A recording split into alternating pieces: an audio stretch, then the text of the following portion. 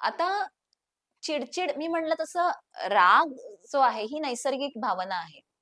ती तिलाही होणार, प्रत्येक माणसाला होत असते. पण ती चिडचिड जेव्हा मुलांवर निघते, तेव्हा त्याचा परिणाम खूप वेगळा होतो. आता घरात काही सासूशी भांडण झालं, की राग मुलावर निघतो. नोकरीवर काही कोणाशी सहकाऱ्यांशी काही बोलाचाली झाली, की त्याचाही राग मुलांवर निघतो. कारण मुलं ही सॉफ्ट टार्गेट असतात. मुलं काही उलटून काही बोलणार नसतात, काही करणार नसतात आणि तो राग निघतो.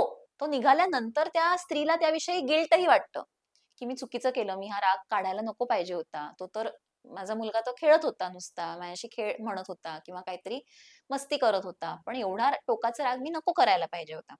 तर हे एक प्रकारचं एक सायकलच होते ती, विशियस सायकल होते, की राग येतो, तो राग मुलांवर निघतो, मग त्याबद्दल गिल्ट वाटतं आणि गिल्ट वाटतं म्हणून कधी-कधी आपण नको तिथे लाड करतो मुलांचे. जे नाही केले पाहिजेत तेही लाड आपण करतो. मग चॉकलेटच घे, मग काहीतरी म्हणजे फिजिकल फॉर्ममध्ये काहीतरी त्यांना आपण आमिष देतो, की आपल्याला वाटतं, की अरे याला आपल्या स्वतःच्या आईबद्दल असं वाईट भावना नको वाटायला, अशा दृष्टीनं.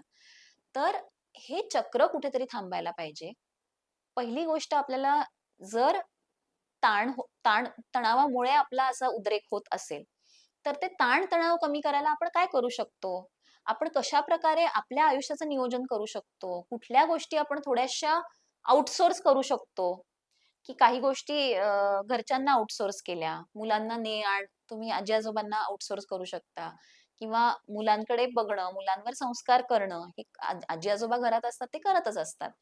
पण अजून काही गोष्टी असतील, की कामांसाठी 4 बायका ठेवणं, ह्या सगळ्या गोष्टी तुम्ही करू शकता.